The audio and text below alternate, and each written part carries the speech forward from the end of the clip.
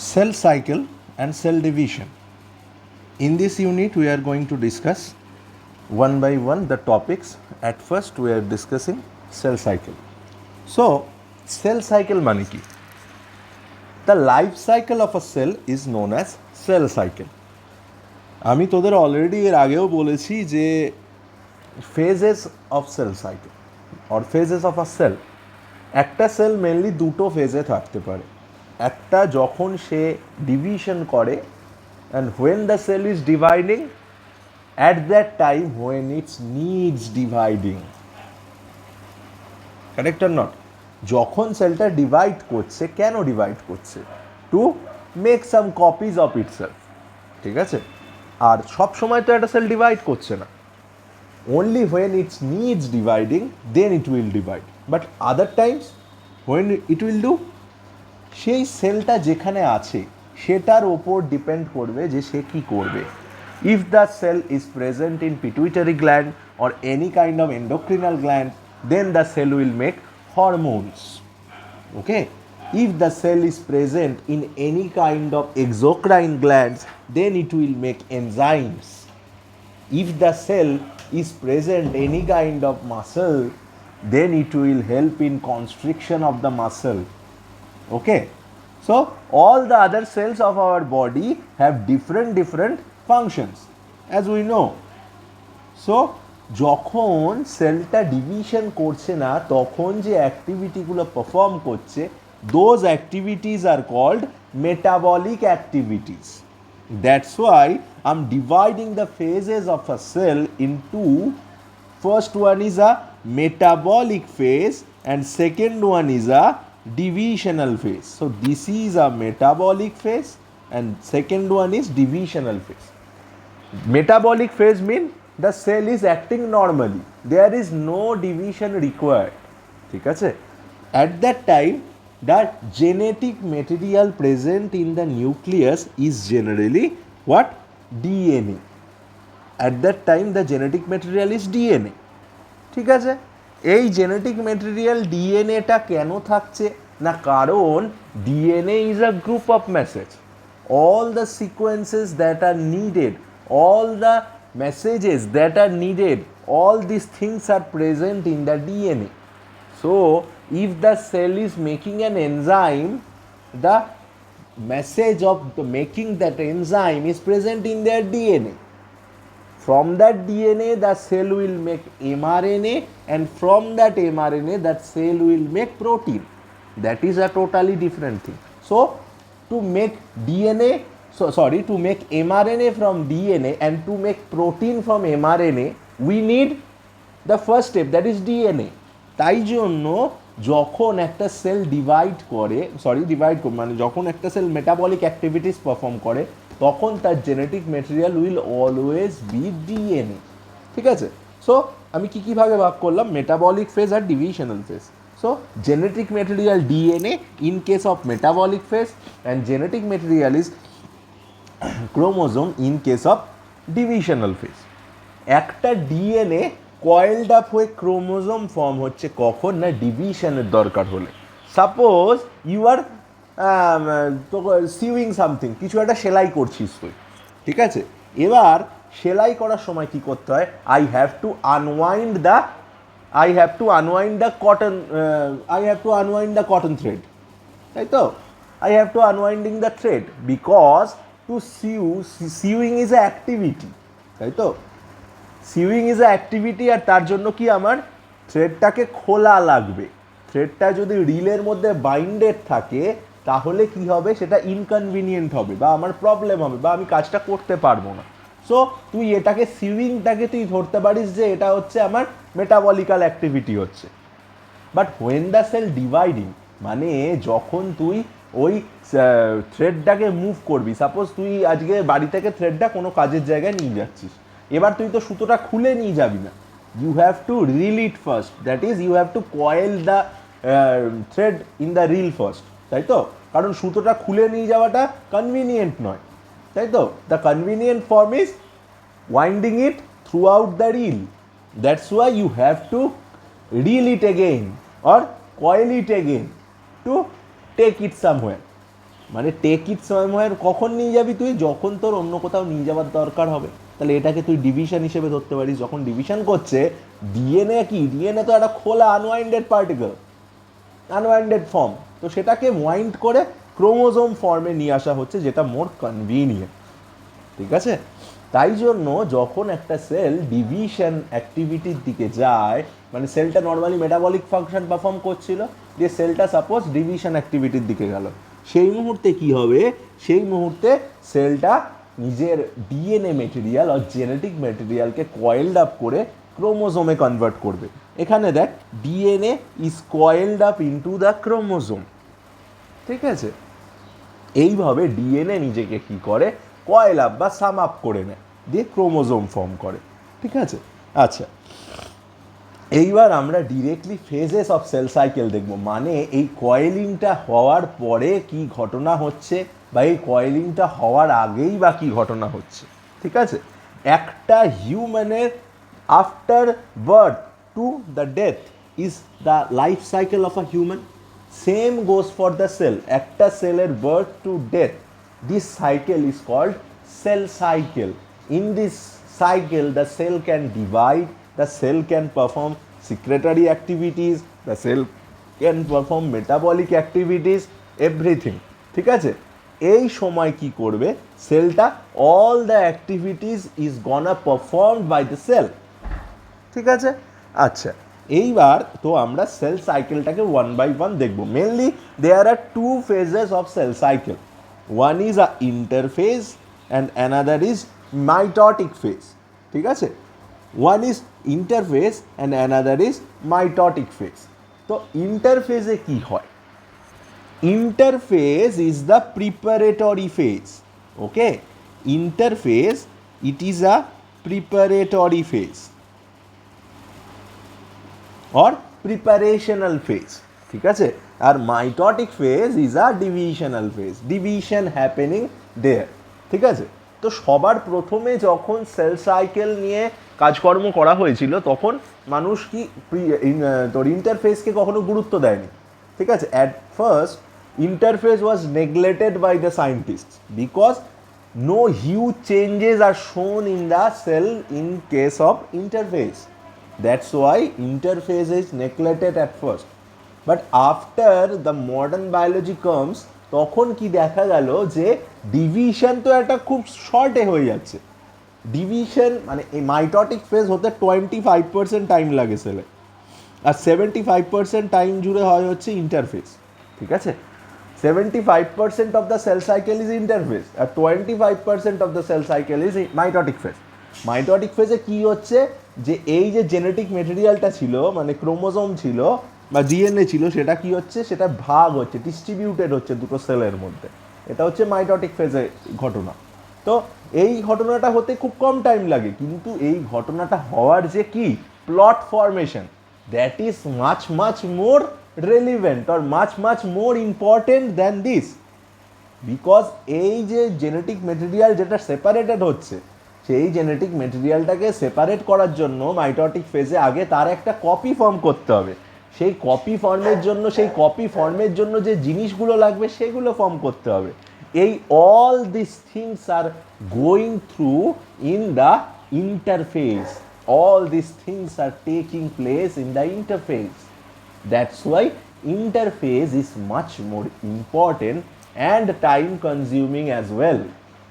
ঠিক আছে, so we are going to discuss the phases of cell cycle one by one. So the first phase is interphase, okay, and the second phase is mitotic phase. আমি বললাম interphase মানে কি, সেলটা prepare করে for division, আর mitotic phase মানে কি, যে সেলের ক্রোমোজোম যেটা ফর্ম হয়েছিল সেই ক্রোমোজোমটা ডিভাইড হয়। ঠিক আছে, দিয়ে দুটো সেল ইন্ডিভিজুয়াল ক্রোমোজোম পেয়ে যায়, দিয়ে দুটো সেল আলাদা আলাদাভাবে ডিভাইড করেছে। ঠিক আছে, মাইটোটিক ফেজকে আবার দুটো ডিফারেন্সে ভাগ করা হয়, দুটো ডিভিশনে ভাগ করা হয়। First one is karyokinesis and second one is cytokinesis. What is karyokinesis? That is division of karyon. And what do you know by karyon? Karyon is nucleus. So that is division of nucleus. And cytokinesis means the division of cytoplasm. ঠিক আছে, So karyokinesis is division of carrion and cytokinesis is division of cytoplasm. ঠিক আছে? আচ্ছা, এইবার আমরা one by one ফেজেসগুলো দেখব। ঠিক আছে? আচ্ছা, তো ফেজেস অফ ক্যারিওকাইনেসিস সবার প্রথমে আমি কি বললাম, ইন্টারফেজের ফেজ কি কি বললাম।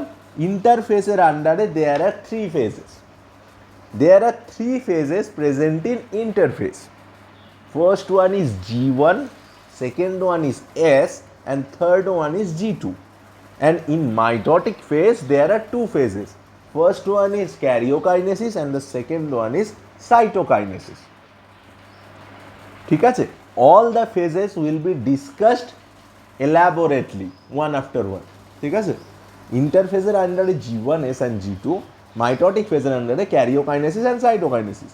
আবার এই karyokinesis or division of karyon or division of নিউক্লিয়াসকে আবার চারটে ফেজে ভাগ করা হয়। Those are prophase, metaphase, anaphase and টিলোফেজ।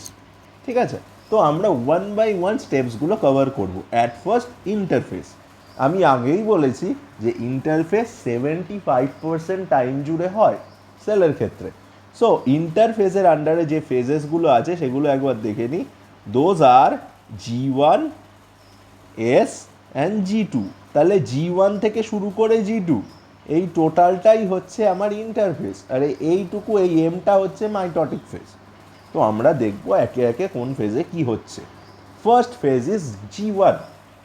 একটা কথা বলে রাখি, when you are studying G1 or G2 you have to know the latter step, তাহলেই তুই ওই স্টেপে কি হচ্ছে বুঝতে পারবি। As the G word stands for gap। ঠিক আছে? So this is a gap between two phases. G1 or gap 1 is the gap between M আর S।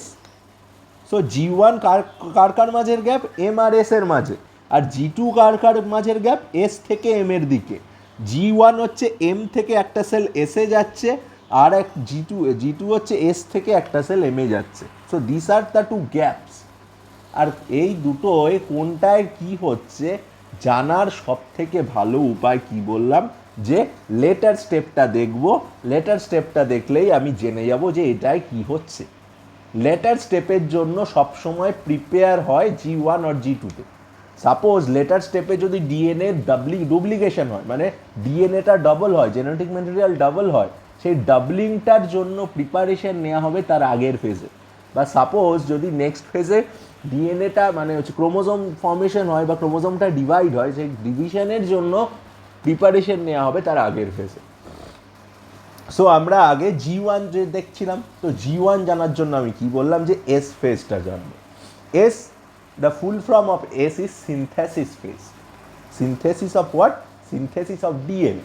নর্মালি সেলের নিউক্লিয়াসে there is only one DNA. এবার সেলটাকে ডিভাইড হতে হবে। সেলটা ডিভিশনের জন্য কি করবে? তার জেনেটিক ম্যাটেরিয়ালের একটা কপি ফর্মেশন করবে। And how the copy will be formed, the process of the replica formation of DNA is known as replication. This thing is happening. একটা ডিএনএ থেকে আরেকটা ডিএনএর কপি ফর্মেশন হয় হচ্ছে এস ফেজে। ঠিক আছে? In the S phase in the nucleus the copy of a DNA is formed. ঠিক আছে? Which will later be transported to another cell. যে নতুন সেলটা তৈরি হবে সেখানে সেই ডিএনএর কপিটা পাঠিয়ে দেওয়া হবে। তো সেই নতুন সেলের জেনেটিক ম্যাটেরিয়াল ফর্মেশন বা ডিএনএ রেপ্লিকেশন বা ডিএনএ ডুপ্লিকেশন বা ডিএনএ ডাবলিং, যেটা ইচ্ছা বলতে পারিস। তো এইটা হচ্ছে কোথায় না, এইটা হচ্ছে এস ফেজে। এস ফেজে কি কি হয় এখানে কয়েকটা পয়েন্টস লেখা আছে, দেখেন। দেখ বলছে DNA is replicated and the genetic material is doubled. Okay, next point is the centriole which help separating the centrosome is copy, the centriole which help separating the chromosome is copied. What is a centriole? একটা cell যখন divide হয় তখন কি হয়, যদি আমরা লক্ষ্য করি, এইটা যদি সেলের মধ্যেটার এনভায়রনমেন্টটা হয়, দেখ সেলের মধ্যে সাপোজ ক্রোমোজোম ফর্ম হয়েছে, ঠিক আছে?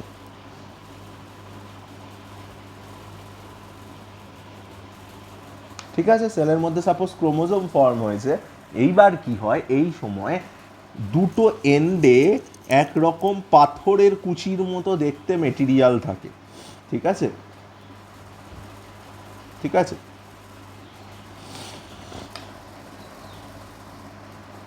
Sorry, sorry for interruption.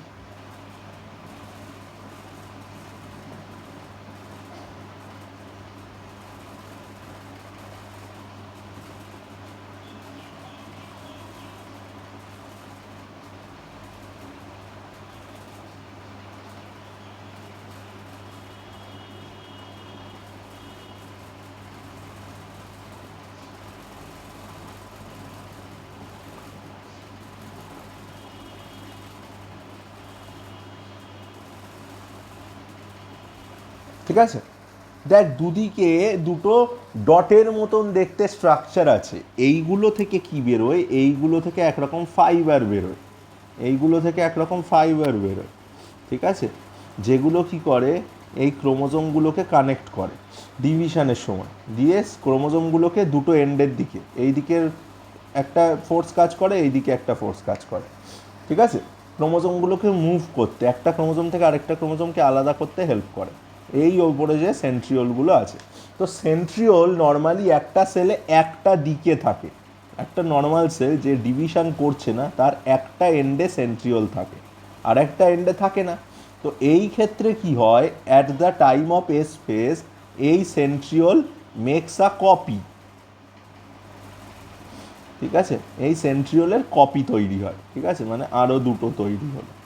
ঠিক আছে, দিয়ে তৈরি হয়ে আপাতত ওখানেই আছে, মানে এই পুরনো সেন্ট্রিওলটা যেখানে ছিল সেখানেই নতুন যে সেন্ট্রিওল, মানে মাদার সেন্ট্রিওল যেখানে ছিল ডটার সেন্ট্রিওলও সেখানে ফর্মেশন হলো, মানে copying of centriole is taking place in a space.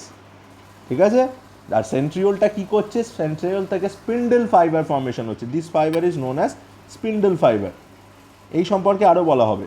আচ্ছা, তো স্পিন্ডল ফাইবার ফর্মেশন করে ক্রোমোজোমকে সেপারেট করতে হেল্প করে যারা, সেই সেন্ট্রোজোম বা সেন্ট্রিওলের একটা কপি ফর্মেশন হচ্ছে এস ফেজে। তাহলে কি কি হলো, দুটো পয়েন্ট গেল। তারপরে বলছে the enzymes made in previous steps is are used, মানে রেপ্লিকেশন করতে সাম এনজাইমস আর নিডেড, তো সেই এনজাইমগুলো এখানে ইউজড হয়, দিয়ে রেপ্লিকেশন আর duplication of DNA is taking place.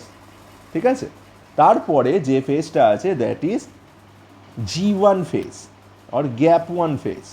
ঠিক আছে, সো গ্যাপ ওয়ান আমি কি বললাম, জানার আগে এস ফেজ জানতে হবে, সো আমরা এস ফেজটা জেনে নিলাম।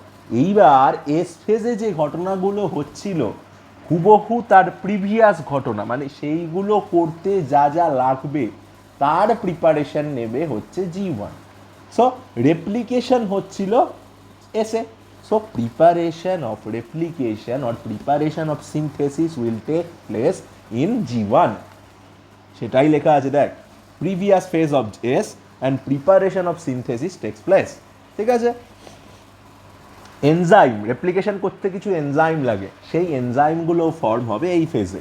তারপরে কি, যে ডিএনএ যেটার কপি ফর্ম হচ্ছে, কপি ফর্মেশনের আগে ডিএনএটাকে ওয়েল নারিশড হতে হবে, সেই নারিশমেন্টটাও পাই হচ্ছে এই ফেজ থেকে।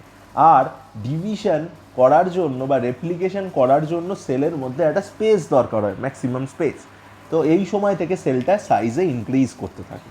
সো আমরা G1 দেখলাম, এস দেখলাম, এরপরে যে ফেজটা দেখবো সেটা হচ্ছে G2 ফেজ।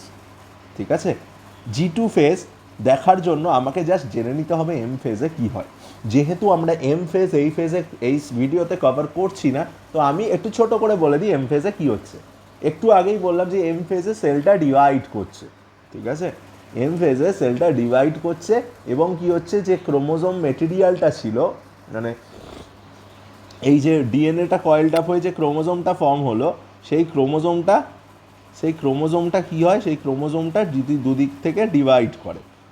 ঠিক আছে, এরমভাবে স্পিন্ডল ফাইবার ফর্ম হয়, ওপরের দিকে একটা সেট মুভ করে, নিচের দিকে একটা সেট মুভ করে। ঠিক আছে, এই ঘটনাটা হচ্ছে মাইটোটিক ডিভিশনে। তো মাইটোটিক ডিভিশনে কি হচ্ছে, ডিভিশন অফ দ্য ক্রোমোজোম আর division of the genetic material.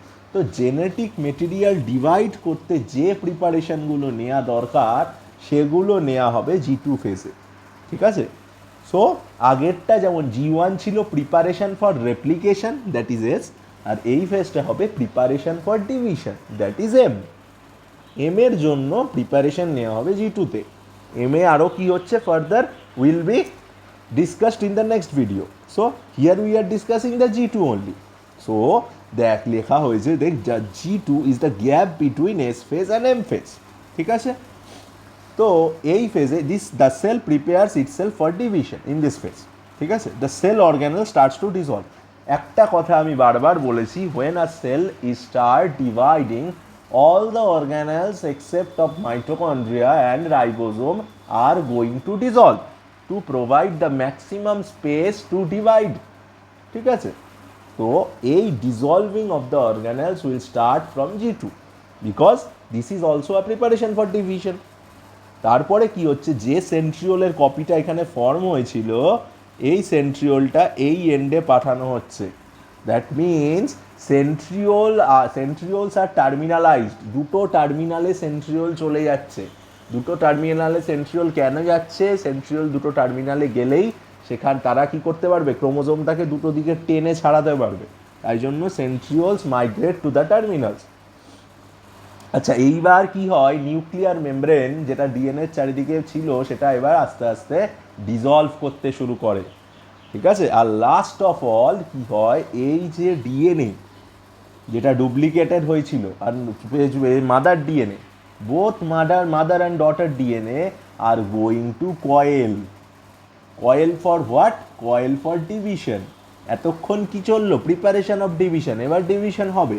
তো ডিভিশন হতে গেলে আমি কি বলেছি, ডিএনএটাকে কনভিনিয়েন্ট ফর্মে নিয়ে যেতে হবে। And what will be the convenient form, the convenient form will be chromosome. That's why the coiling of the DNA is also gonna start from G2, ঠিক আছে।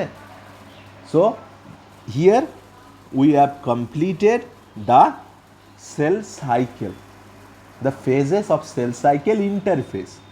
After this we are going to discuss in the next phase the cell division or mitotic phase, ঠিক আছে। Thank you.